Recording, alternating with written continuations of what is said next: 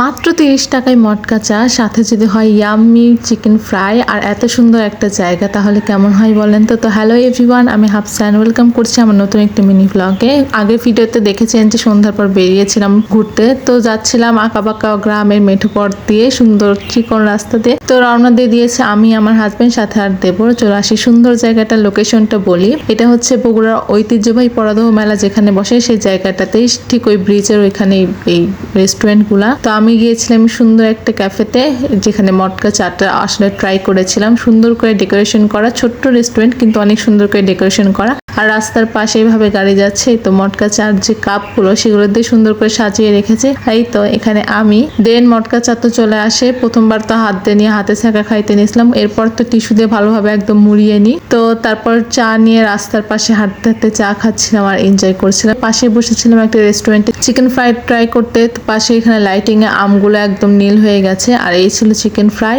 এরপর তো খাওয়া দাওয়া করে বাড়িতে আসার জন্য রওনা দিয়ে দিই। তো দ্যাটস ইট, দেখা হবে তোমাদের সাথে নেক্সট কোনো ভিডিওতে। আল্লাহ হাফেজ।